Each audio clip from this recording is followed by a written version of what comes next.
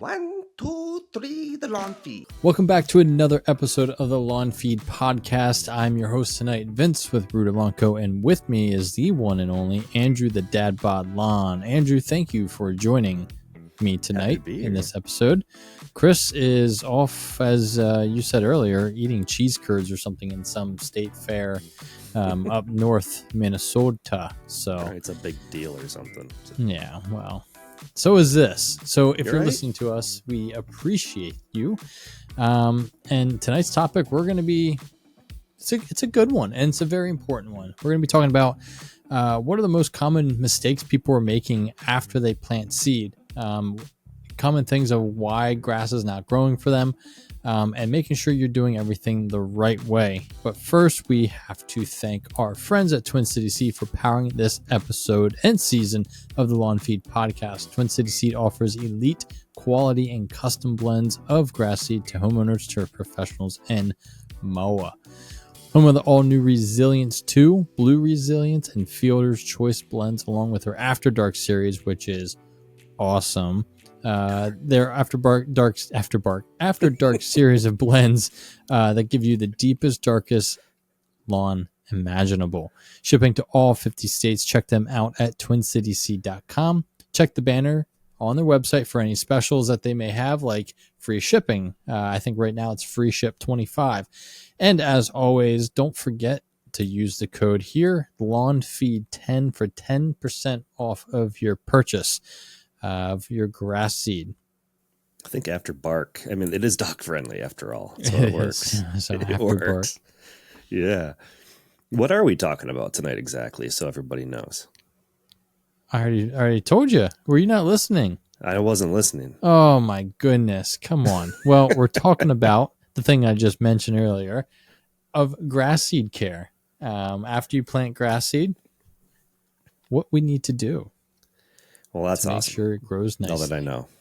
The more you know. But we got to first do a dad's wins and loss thing, I guess. It's kind of an important thing of our podcast. So Dad's Wins and Losses is brought to you by Big League Lawns. Transform your lawn into a visual masterpiece with the Checkmate Striping Kit.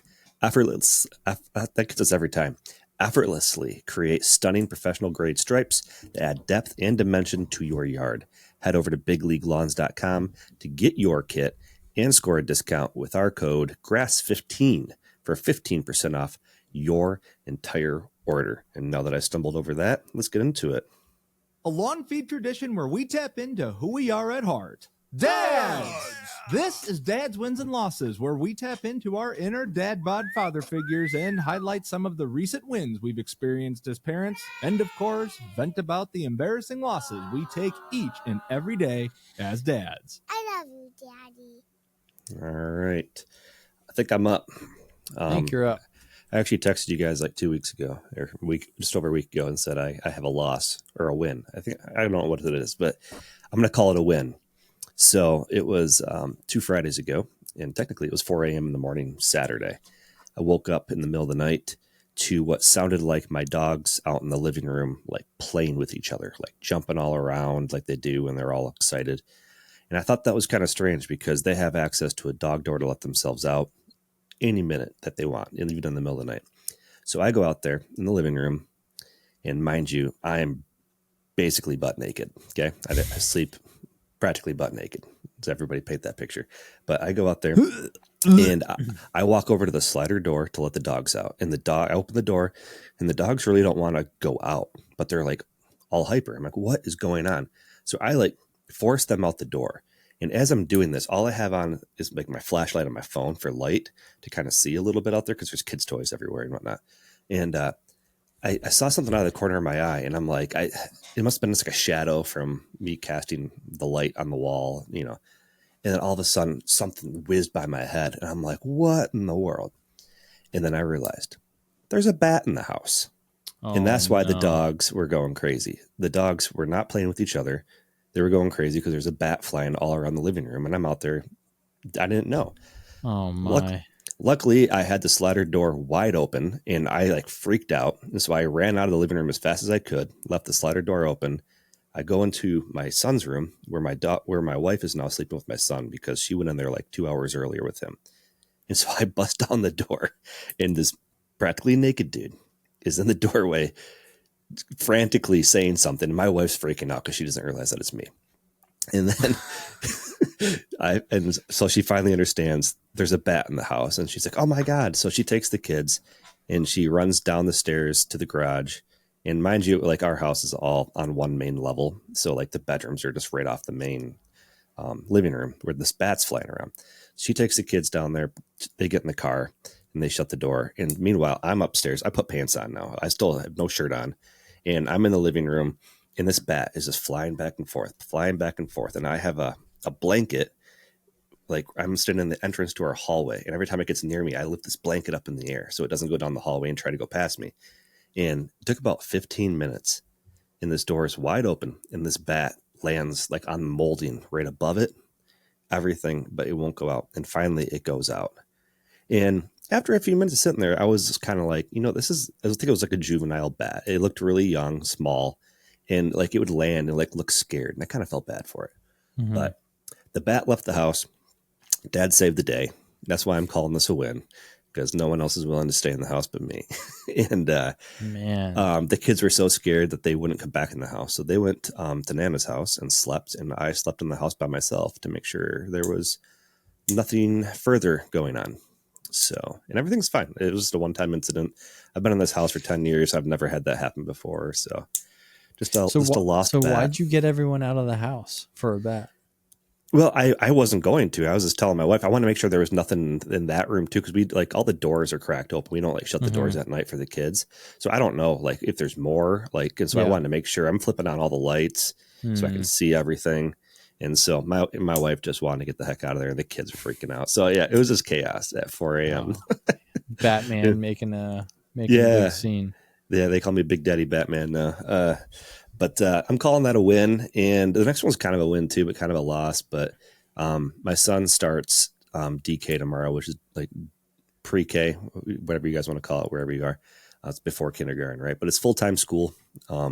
He starts tomorrow. So like the win portion of that is we don't have to pay for daycare anymore. Like going to public school, that's nice, saving some money.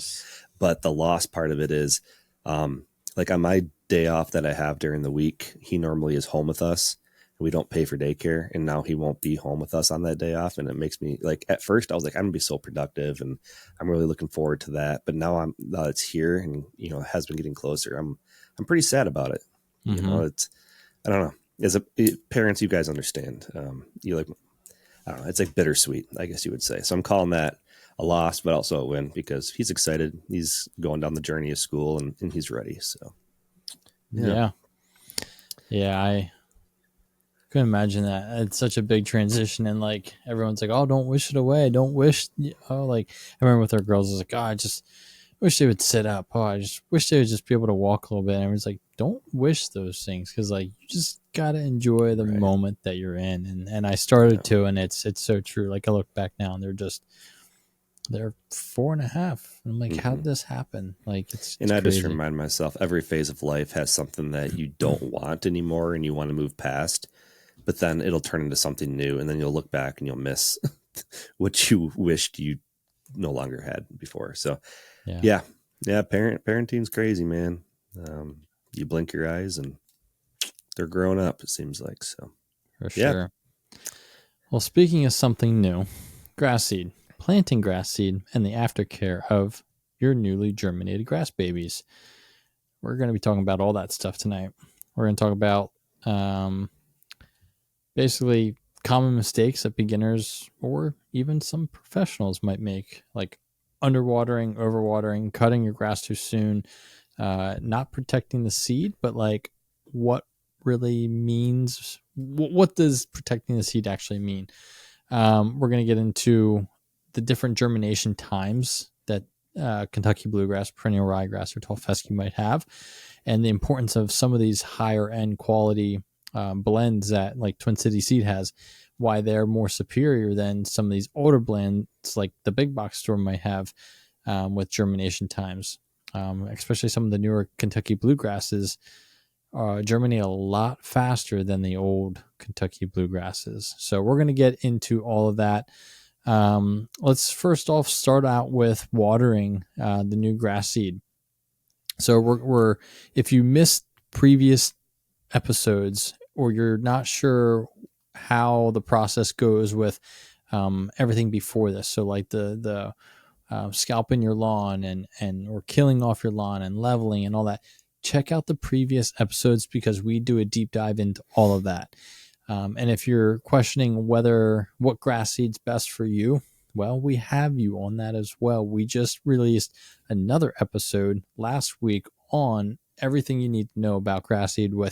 We dig into or we dive into our free grass guides that we have, and Chris and Andrew, they went over them in a video through the podcast discussing what you would get in that guide. It's free, and to just help you make the best educated decision for the best grass seed for your lawn. So go back to those previous episodes after you listen to this one.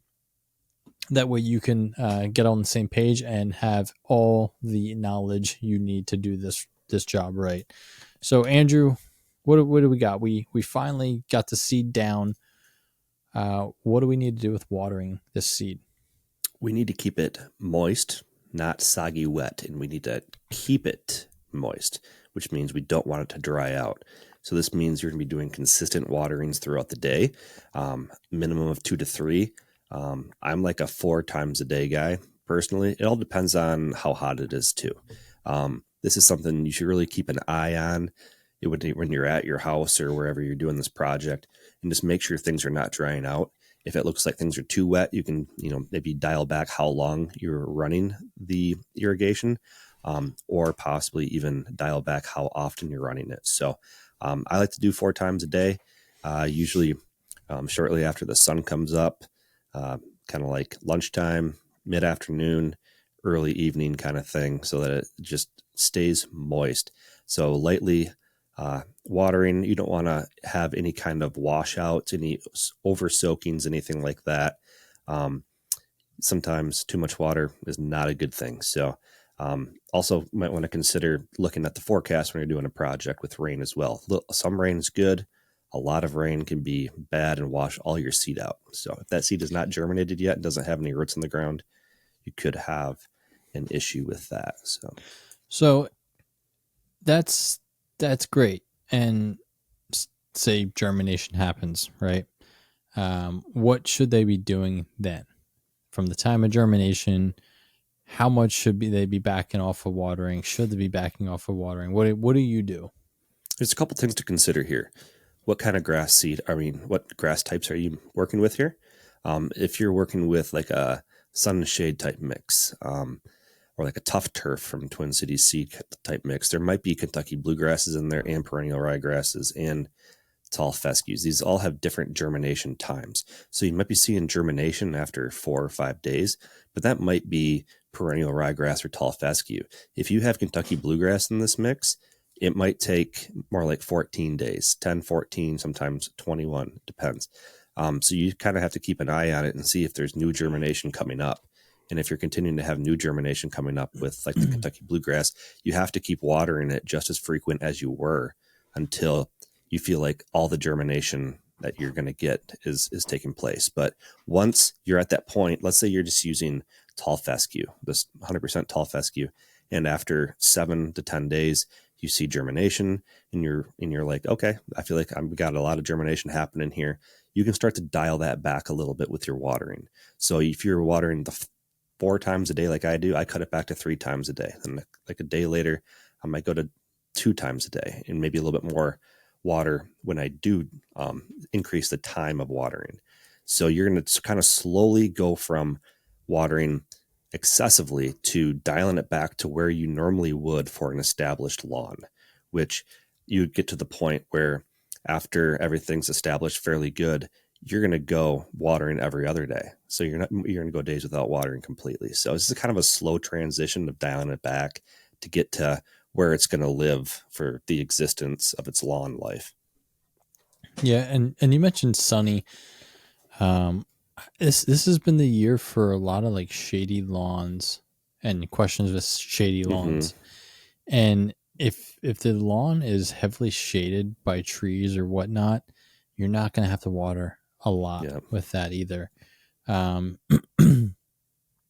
that tree is going to really shade it and prevent that evaporation of that water when you're putting it down. So that's another thing to consider, because there is a thing of too much water.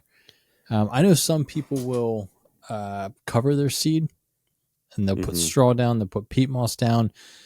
I'm not a big component of the peat moss thing. I had some issues with peat moss a few years back. It doesn't really decompose, and if you're sand leveling and going to be leveling later, you're just always going to have these like this layering effect essentially. So I don't use peat moss. I do put down some straw erosion blankets, like straw mats, only if it's in an area that's prone to wash out, big slopes, stuff like that. My luck, we always get hurricanes that come up the East Coast. And what was it? I think it's been 2 years now. I did my perennial ryegrass. It's funny, like Snapchat always sends you like, hey, on this day 6 years ago. I keep getting thanks for the reminder. Yeah, the very first renovation I did was back in 2017. It was like the initial start of everything here with the rooted homestead. And what do you know? Had just massive washouts. So I knew from experience that guarantee we're getting hurricanes coming up through here. So I put down some erosion mats, but the key with those is that one, you make sure you run a fertilizer with some mesotrione, which we're going to get into here shortly. And then two, you're pulling those blankets up as soon as you start to see germination. Some people are like, oh, you leave them in there, they'll decompose. It's plastic. It's not. No. And I had a guy come out with a Ventrac for my most recent project. And there are some areas on the very OG renovation that I put erosion matting on. He had erosion matting so wound up in his power rake. Oh, geez. He's like, I spent an hour or two just pulling pieces of the erosion matting out. It's still there. So I do not leave it. I always will remove it. Right. The whole purpose of it is waiting until it gets established enough where it's not going to wash out. And once it gets to that point, it's no longer serving a purpose and it needs to get out of the lawn. And you might pull some grass out with that. It's fine. It's fine. Just get it up out of there. It beats the alternative. Yeah. So I did mention mesotrione. If you don't know what that is, it's basically the best weed prevention you can put down at time of seeding. That's safe for grass seed germination, but will inhibit weed seeds from germinating, which is massive. You might get some white, like a lot of people will spray. It's a spray. It can be granular. So like Scott's has a starter fertilizer and mesotrione in it. Go to Site One. You can grab a 50-pound bag for pretty cheap. Well, I shouldn't say cheap. It's kind of expensive, but if you have an account, it's a lot cheaper. Site One has it, or you can just get a concentrate, put in a backpack sprayer, and spray that on your lawn. Sometimes I feel like more with the spray, you see some whitening, some purpling of grass, bleaching, of grass seed when it first germinates. It's totally normal. It's totally fine. It's going to grow up out of that. Or existing grass too. Like if you're overseeding, you might see like your existing grass turning white too. It's just a phase. It's just like, going through a phase. Just like Justin Timberlake. He had the white tips for a while, but it was just a phase. Yeah. So that's I feel like just a massively crucial step in this whole process. You can put that down at time of seeding. And then you can also do another application of that one or two more times throughout the fall, especially if you feel like you might have some weed pressure. It's totally okay to do another application of that. I mean, a lot of people will buy a big bag of it and only use half. So go ahead and throw it down again, the remainder of that. You're not going to hurt anything with that. Well, I think you do want to wait a little while after germination, though, because there is kind of like a little couple-week window from when it germinates. You don't want to put down mesotrione right away. you want to give it a few weeks after germination, I think, before you hit it again. But it That's should good last that. clarification. It should last that long, though. It should last 3 weeks or so. And I do want to go back. I know you mentioned that you don't like using peat moss, but there's plenty of people out there that do use peat moss, including myself, especially for like my Well, we don't want to hear about that for my patch repair stuff. And so when it comes to watering with peat moss, it's going to take a lot of water right away to get that peat moss saturated. Peat moss is very, very dry, light and fluffy. And so it's light brown. And then when it's like properly wet, it gets like a dark brown. So you might have to soak those areas a little more than what you think you should initially, like a loading dose, as we say in the medical field. And then it's also a good way to indicate if you're drying out, because if you're looking out in your lawn in these areas that have peat moss covered, you can see that that light brown color is happening. That means you need to increase your watering, either frequency or how much you're watering. So it's like an indicator that kind of helps too. So peat moss does have a place, and I don't ever put it in areas that I low mow. So I haven't had any issues, but it's great for spot treating and stuff like I do. So to each their own. There's more than one way to do this process, right? To reach its own. That's right. One last thing on fertilizer. If you are overseeding into an existing lawn, I think it's wise for you to wait to put down your fertilizer at time of seeding. And that's mainly because your existing turf is going to grow already really quickly with the cooler temps and the tons of water that you're putting down.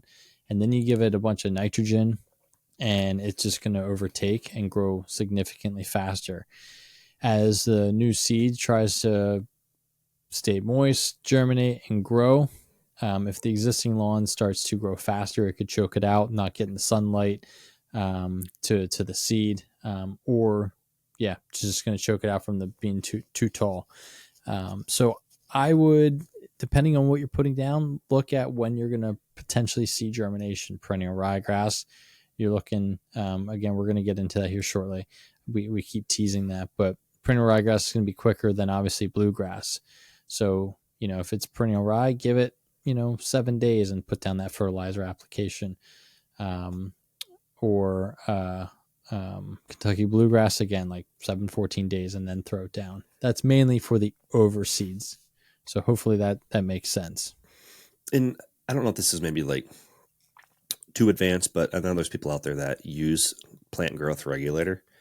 Along the same lines of this overseeding thing, if you're out there and you use plant growth regulators that are foliar absorbed, which is like a new, which is a product that we like to use. There's different types of plant growth regulators out there. Some are like soil absorbed, some are leaf blade absorbed, so foliar. You can actually apply plant growth regulator right before the time of seeding, and that'll help slow the rate at which your existing grass will grow too. But the new grass will come up and grow normal. So it's kind of the same concept of not feeding it. And then you could also not feed it until it comes up. So that way you're not having 8-inch tall grass and you're like, well, I need to mow, but I don't think the new grass is ready yet. So just a little tidbit. If you're comfortable doing that kind of stuff, that is something that you can explore as well. Just make sure you're using the right type of plant growth regulator. Yeah, that stuff's great. I'm going to be using that here. I did my first application a couple days ago, and I love the way plant growth regulator turns your lawn green. Dude, I will tell you what, I didn't use it this entire year. And then I went on my week-long vacation and I sprayed it like 3 or 4 days before I left. And it takes a couple of days before it actually takes hold and starts to work. And so I mowed and it looked normal and I left. When I came home from vacation, like the leaf blades looked thicker, happier, like this darker blue color. I'm like, well, as soon as my new reno is done here, I'm going to be doing a lot of plant growth regulator during the season. If not a lot, but regularly, because I just couldn't believe how it thickened things up. It was crazy. So everybody that's listening and you're wondering why that happens. Plant growth regulator basically limits the energy put into growing up, and puts that energy that it would use to grow up in height and puts it into kind of spreading, growing laterally, and making the leaf blades fuller and thicker and happier. So it doesn't like and lose root growth. root growth. Yeah. And it doesn't lose the energy. It just puts it into other things, which arguably are better in this sense. So yeah. Anyways, we got a little off topic with that, but Yeah. Well, our grass is growing. We fertilized it. Now we're getting into the golden question: when should I mow my lawn? But before we get that, let's touch on, Andrew. What are some typical germination rates for perennial ryegrass, Kentucky bluegrass, or tall fescue? well, what I'm about to say is under ideal conditions. So, like ideal planting conditions, obviously things can vary. But with perennial ryegrass these days, like most of the Twin Cities seed stuff that we're seeing 4 to 5 days germination time with perennial rye. On average, the new turf type tall fescues, like 7 to 10, sometimes as early as 5, though. We've seen it really early as well. Pretty early. Yeah. But I'd say 7 to 10 is probably pretty average. And then probably the same thing with other fescues, like fine fescues. And then when it comes to Kentucky bluegrass, it could be as soon as 10 to 14 days, but it could take as long as 21 to 28 days. But if you're getting the newer stuff, and especially from Twin City, it's probably going to be somewhere in that 14 to 20 range, realistically. So, yeah. Yeah. Yep. The tough turf, that's got the perennial rye in it, and good blends of tall fescue that germinates stupid fast. And the blue resilience, a couple clients were running that. I think we were seeing germination within a week. Mm-hmm. Like 5, 6, 7 days. I mean, that fescue was popping. Mm-hmm. The After Dark series are going to take a little bit longer, like the Nightfall. I know a lot of you guys bought the Nightfall series, which now is sold out, which is crazy. That went so fast. That's the darkest blends of Kentucky bluegrass and perennial ryegrass. That takes a while to germinate. Not the perennial rye, but the bluegrass aspect. Just some other cultivars in there that just take a long time. So you got to be patient with that blend. But it is so worth it when that stuff germinates, man. Worth the wait. Yeah. So we now know the generalized standard germination periods. So when should you get on that mower to mow your first time? And I think that kind of depends on the goals that you have for your lawn. Are you going to be real mowing it? Are you going to be cutting, if it's a tall fescue lawn, are you going to be cutting at that 2.5, 3.5 inch mark? If you're planning on real mowing, let's say you're planning on real mowing at 1 inch. I'd wait till you got to about 1.5 inches, and then I'd start mowing it. Get a manual real mower if you can. If you don't, and the only thing you have is a actual greens mower, heavy mower, just get on and get off.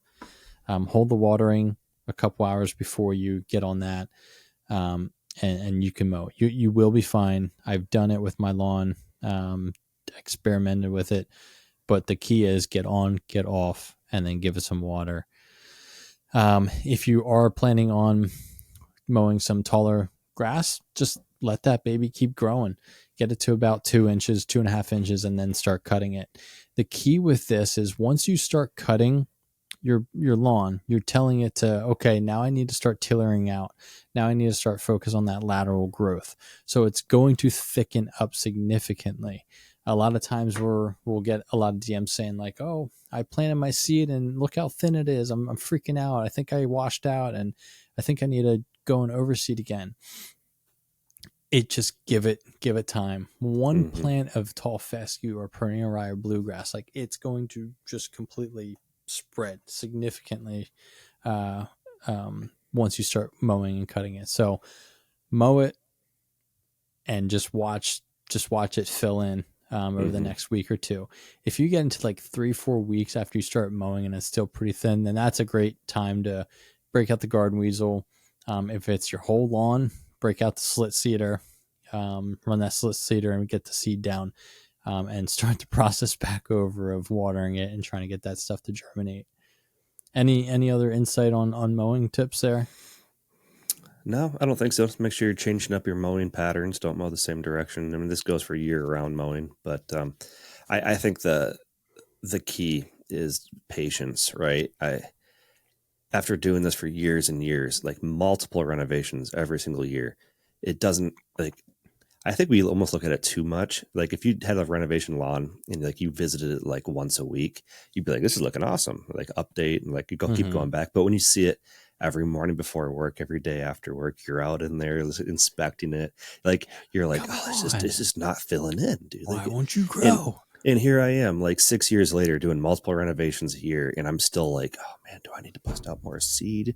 And I'm like, "No, stay patient. Like this is what we preach to people. I just need to." But it's hard. Like it's that hard. Trust it, and there's always going to be another season to come up where you can touch things up. And with Kentucky bluegrass, like you need to give that 2 to 3 years for that lawn to really mature and fill in and be at all its glory. It takes time. Be all that you can be in my lawn. So patience is a virtue. I don't know. Yeah. I've heard that somewhere. I think new construction people, by the way, that can be a whole other ballgame too. You could be fighting just bad soil issues from the get-go. Right. But new construction, you're planting a brand new lawn, or you did a full kill off and growing. 2 years, 3 years is what it's generally going to take until you see a nice, healthy lawn.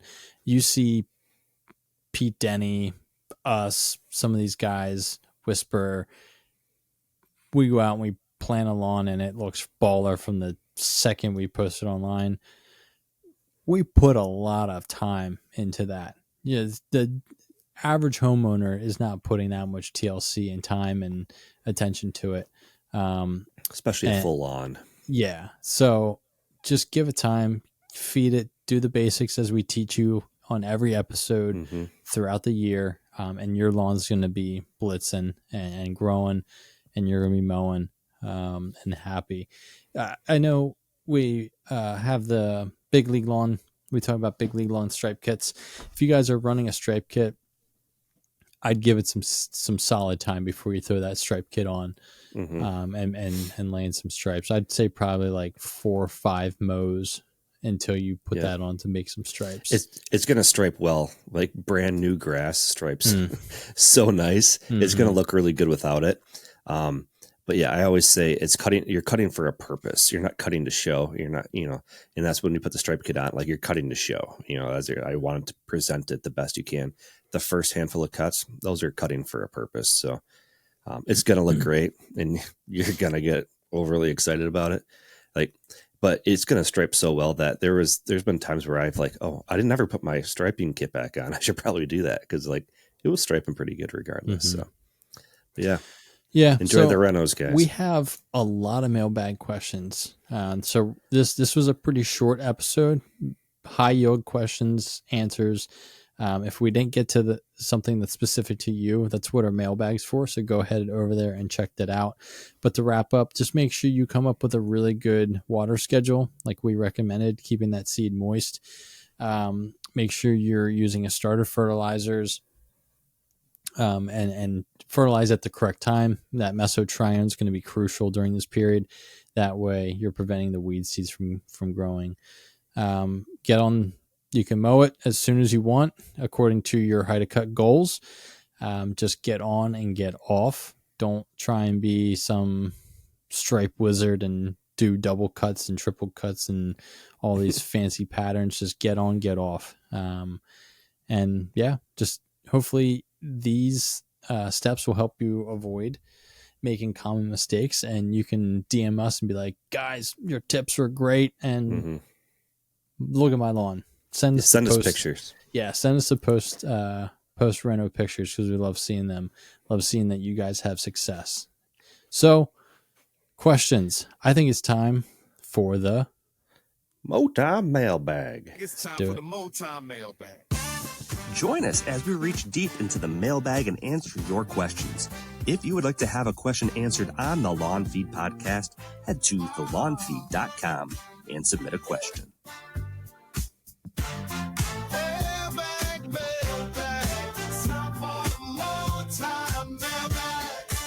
So I was just laying in bed with my son, getting him to go to sleep shortly before coming down here to record this. And I remembered that Chris isn't here. So Chris normally queues up all the music from his station, right?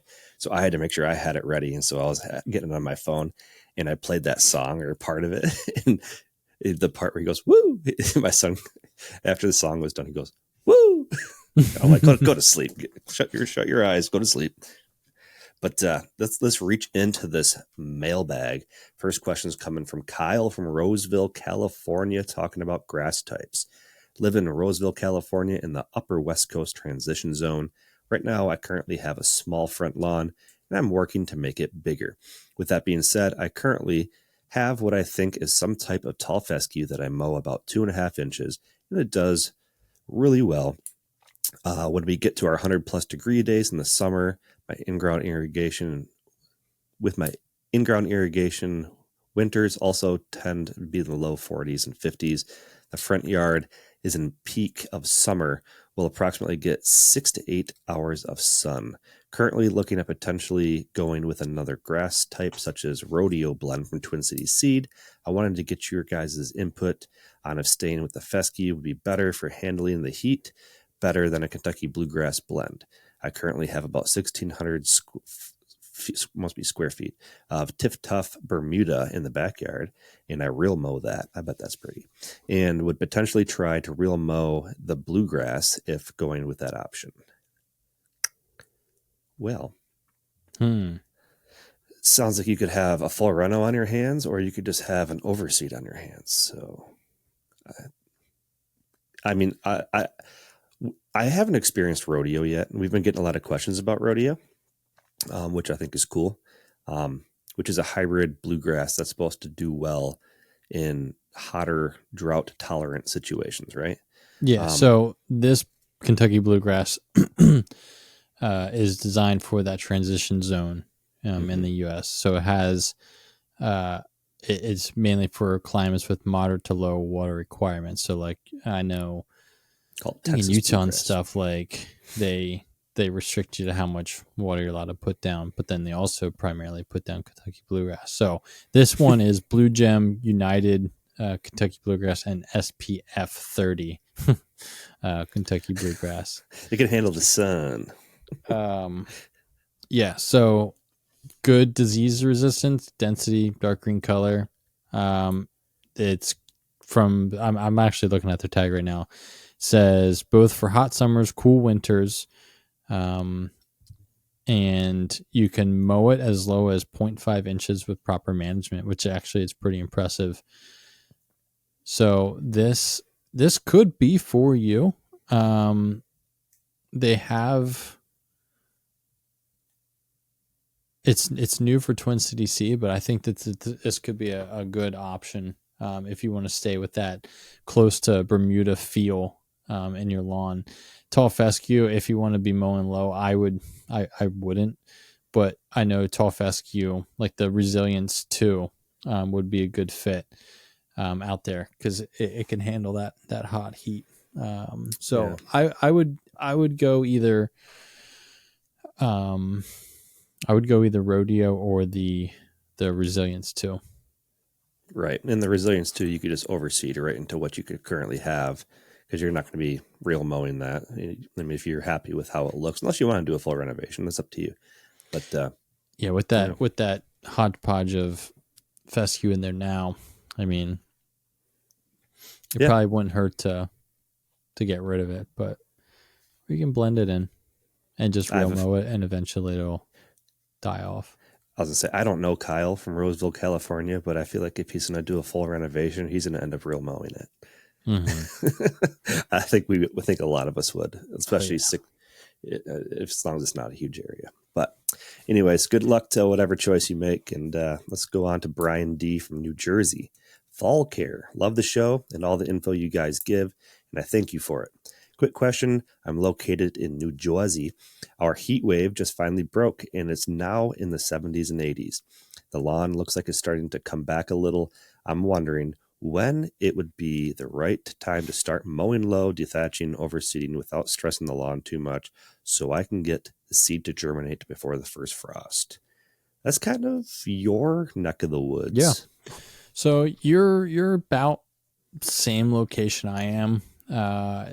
You're kind of, we're pretty much like transition zone, and transition zone folks, you're going to want to get your seed down about second week of September, third week max. I did see some weather reports that said that the first frosts might be early this year. So that's something to consider. I generally aim for the first 3 weeks of September to be getting seed down. So right now would be perfect time. I know these questions get submitted a week or two in advance. So as of now, end of August, I would start dethatching and everything right now. I actually just lowered my height of cut. I did a reset today. Perennial rye went from like, I think I had it up to like almost 2 inches. And it's down to 1 inch. The front lawn Kentucky Blue is down to 1 inch. And I'm going to try and shoot for about 3/4 of an inch everywhere. By the time September rolls around. And then, so I would start the process now. You can always dethatch early. Mm-hmm. And the kicker here is your seeding. So if you stress it out and kill some of the grass, who cares? You're seeding. You're going to grow new grass. Yeah, you're going to like that new grass better anyway. So you're going to like the way you look, I guarantee. Yeah, Men's Warehouse. Yeah, absolutely. All right. Nico R. from Brighton, Michigan. That's nowhere near me. That's like Detroit. Okay. Lawn partial renovation. I killed off a 500 square foot section of my yard that had wide body fescue in it, and it looked ugly. Do I just cut it as low as possible, and will grass seed eventually take over the area? I'm concerned about the dead grass showing through. So he's talking about completely killing it off. It's all brown, but it's still kind of long. Yeah, absolutely. Scalp that down as low as you can, and then hit it with a dethatcher and get out as much of that stuff as you can. No matter what you do, you're still going to look back and go, there's still a lot in here, and that's okay. I will tell you firsthand, I just did that entire process in the spring, and I mowed at less than an inch in that area all summer, and you never would know that there was dead grass underneath there back in the spring. It all breaks down, goes away pretty quick once the new grass seed starts coming in. So yeah, mow it down as low as you possibly can. You killed it all off anyways. You're not going to hurt anything as long as you don't hurt your mower in the process, going too low. So get that stuff out of there. Anything else, Vince? No. All right. This next one is a long one. I'm going to do my best. Seth S. from the suburbs of Columbus, Ohio. Go Bucks 2024 champs. All right, well, we're done with that one. Moving on to the next one. All right, on to the next question. Oh, man. Sorry, I'm a Michigan guy. We don't like Ohio here. No, I'm Penn State, and we don't like Ohio either. Yeah, see, you're sandwiching between the two of us. Good luck. Yeah. So I don't know if this advice will be accurate for you. We might Let's give them some bad advice. All right. So it says renovation ideas. My wife and I recently moved into a much larger lot, about 1/3 of an acre to 2.7 acres. Congrats. Wow. A few months ago in May of 2025, the lawn I inherited has minimal weeds for its size, but it is a mix of grass types. Some of the unsightly K31 and also fine fescues that really dry up in the direct sun and drought. But there are some solid Kentucky bluegrass, perennial ryegrass, and turf-type tall varieties in this mix. Wow, that's a hodgepodge. We also have a 90-pound golden retriever and are expecting our first child in a few weeks. Well, congrats. That's awesome. I have too many other high priorities with this house project and the baby on the way to make any changes this fall. The lawn is good enough anyway. Also, I have experience renovating my lawn at my old house with the Kentucky bluegrass. The yard is mostly sun with a few trees, no shade or dens. I'm on a well, but do not have. Congrats! It's good to be on a well too. Yeah, you should be on a well. Anyways, thanks for sharing. Do not have plans to irrigate the entire acreage. Yeah, understandable. That's a lot. My tentative plan is to finalize the last of the flower beds and trees in the spring before switching over to the lawn. About 75% of the landscaping is to our liking. We have a fence off the back porch that encloses 6,000 square feet.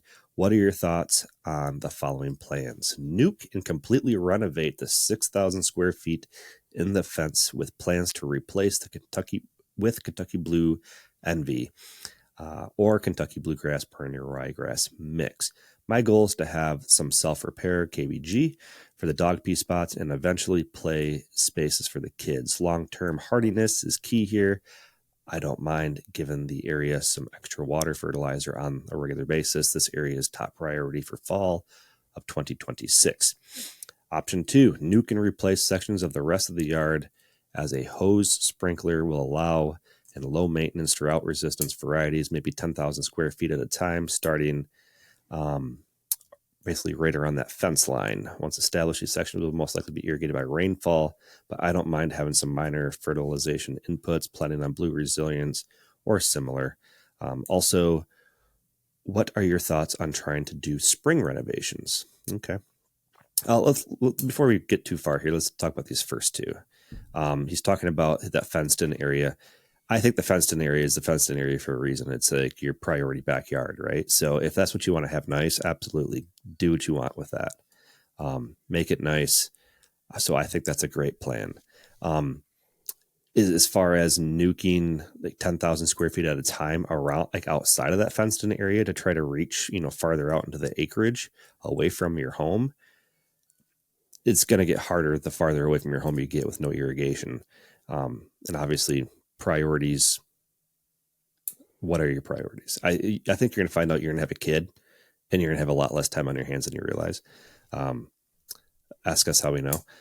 But I mean, it's really all what you want to do. I think what you've mentioned so far are doable if you want to spend the time, the effort, and the money doing that.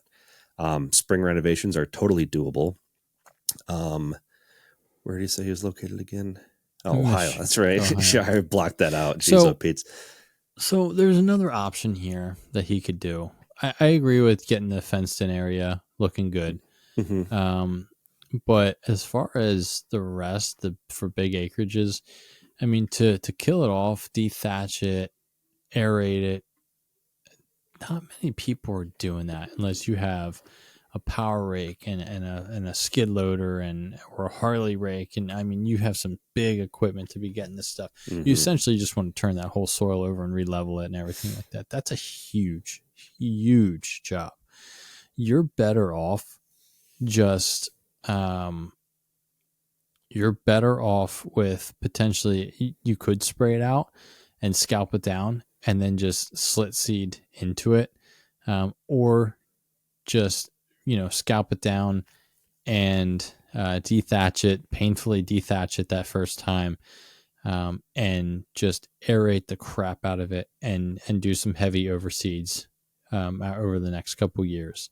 And eventually you should, with the same blend, you should overtake any of that existing crappy grass out there and start to see a difference over the next few years. That's a one way to avoid a full kill. Continue to have a yard out there, because if your dogs and stuff want to play out, it's not a big muddy mess. You don't have to worry about seed not necessarily germinating by not having water and coverage, because there's already grass still there. And then the existing grasses kind of give a little protective cover over the new seed that you put down to hopefully hold any moisture that you get from any rainfall. So that's a pretty safe option to do if you don't want to kill it off and everything. It's really funny that you just mentioned that, because there's a part 3 to this, and I think you just answered it. Oh, the last part is, shoot. It says, finally, the side yard extends as far as 250 feet from the nearest hose spigot. So that's a long ways to run hoses. I have some worries about getting some good sprinkler coverage that far away, and I was considered simply scalping and overseeding these sections with turf-type tall fescue, Kentucky bluegrass mix over the course of several seasons. What do you think is the largest renovation area that is feasible with that approach? Maybe 20,000 square feet? Appreciate all of your input on my situation. So I think, you just kind of answered. And it all depends on what tools and toys you have, right? Exactly. I mean, it's easy to scale up when you have all those big toys, when you have maybe some tow behind equipment versus everything you're walking behind. So, Yeah.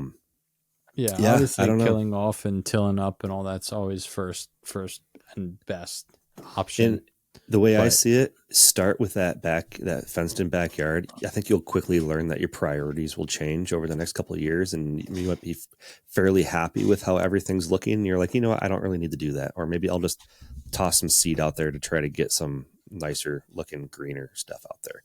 So just play it season by season. But I think you're on a good step process here. Reed O from Rochester, Minnesota, determining turf type. Hello, I moved into my home about 3 years ago. This year, I've really been trying to get a handle on my lawn with controlling weeds and now wanting to thicken up the bare spots. What's the best way to determine my current grass type? As I plan to do some overseeding this spring, would you recommend that I try to get the same type that's currently in my lawn or a completely new type? The lawn is in really good shape and I like the aesthetic. Well, if you like it, try to get the same kind, I guess. I don't know. What determining your grass in your lawn is really tricky. Unless it's like all Kentucky bluegrass, it might be a little easier. But around me, a lot of the lawns are a hodgepodge of things. So I don't know. Wait, what's your opinion on trying to identify grass? It's a crapshoot.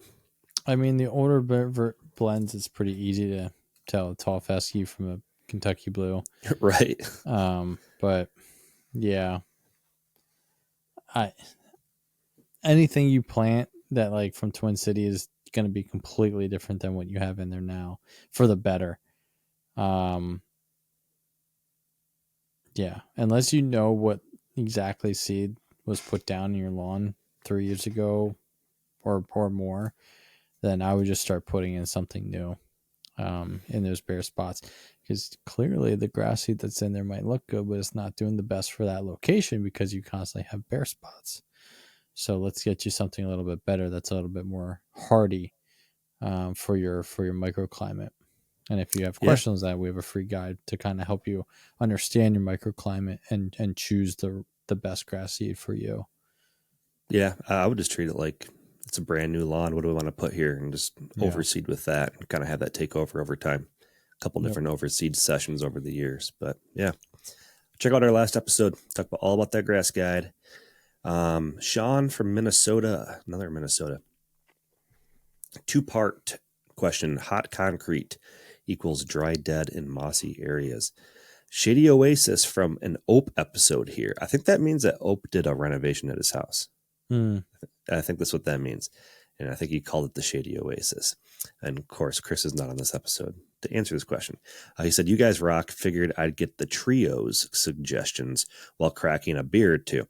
So I'm sure others will get this too. Front yard is south facing in the cool climate Minnesota. Hey, front yard gets baked. This year I have some dry patches right by the hot ass concrete patches.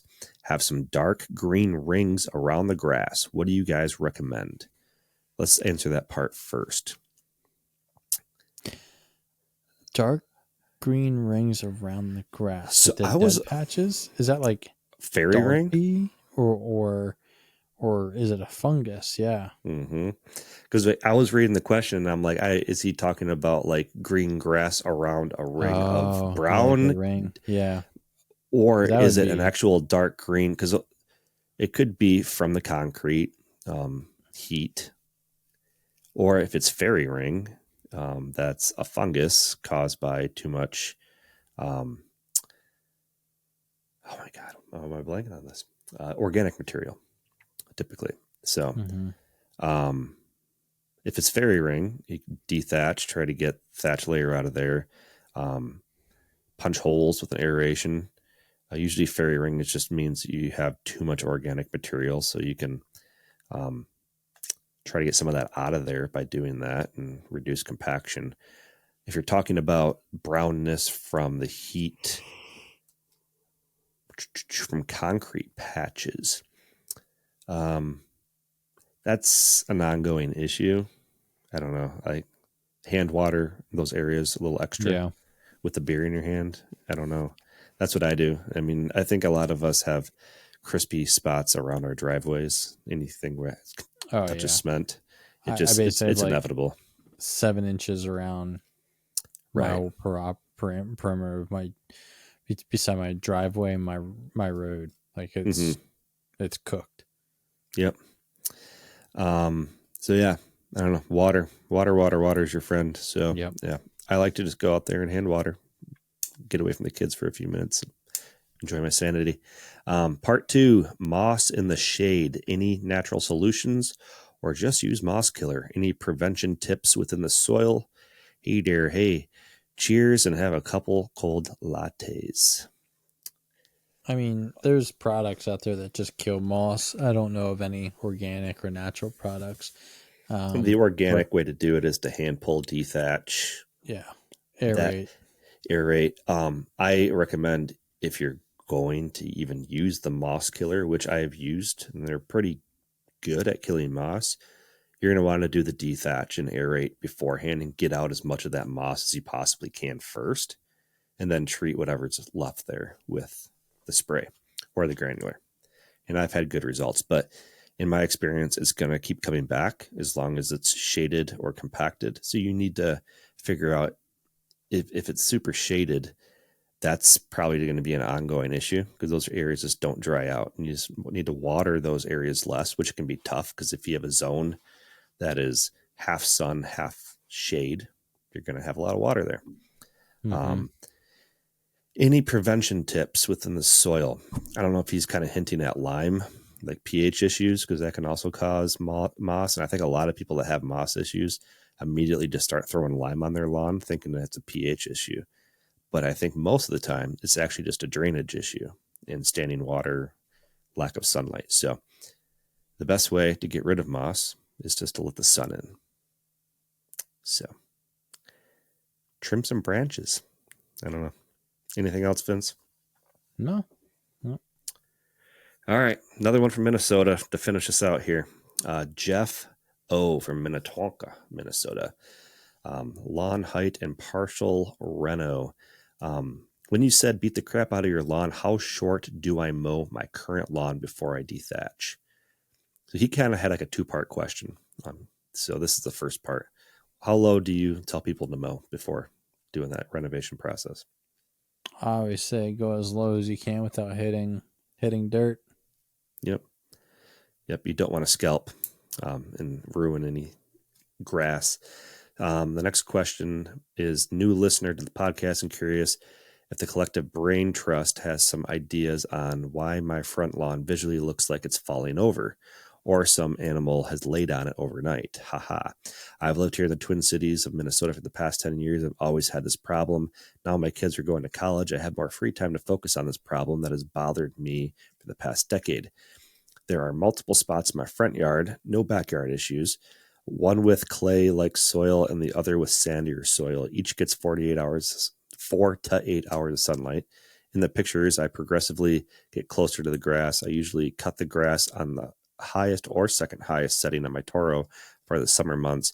I have tried natural fertilizer companies, traditional fertilizer companies, do-it-myself bags, and always have this when it comes to August. Any ideas on what's wrong with my grass, or will it be fixed with my plan to dethatch, aerate, and lay my recent bag of After Dark tall fescue I purchased from Twin Cities Seed? Hoping this works, as the alternative suggested by my brother is to bulldoze and start over. Thanks, Jeff. Did you look at those pictures by chance? To me, it looks like it's just too tall, for one. But I want Vince's opinion on this.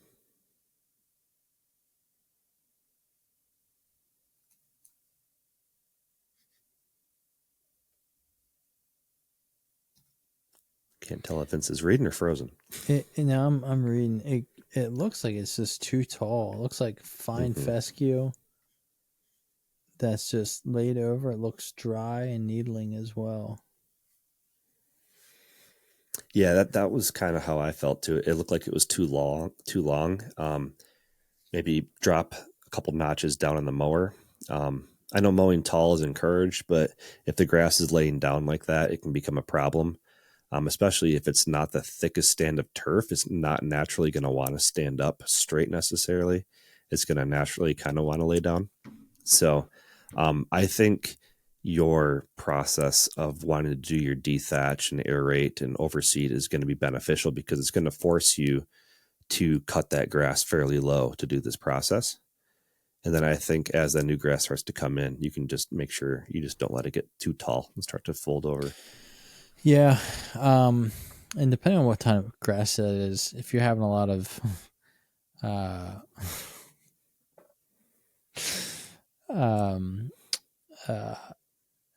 vertical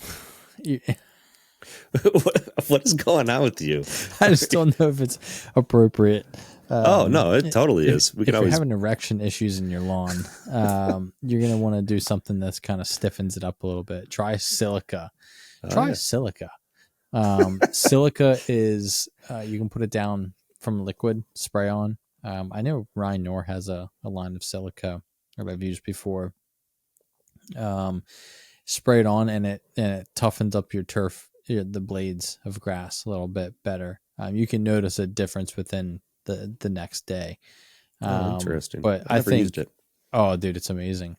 I would cut your grass a little bit lower moving forward. And if you're just keeping this grass, I would try and do an application to a silica to see if that kind of helps with things. As far as like you're putting in after dark tall fescue in there, I would scalp this down super low and beat it up and really give the after dark tall fescue a chance to get in there and overtake it, and you won't have those issues with that. And that'll thrive at like 2.5 inches. Yeah, you can keep really that. Well. You keep that shorter.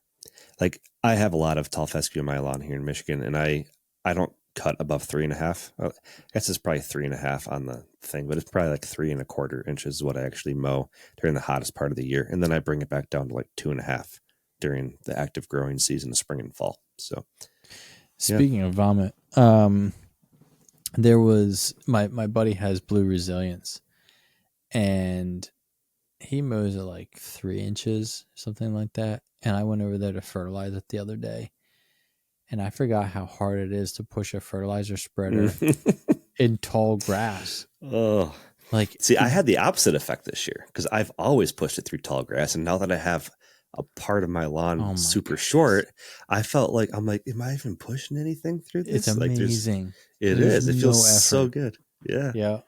No, it was spoiled, and yeah, that's funny. So did we answer that for you, Jeff? Hopefully. Okay. Reach back out if you have any other questions. Yeah.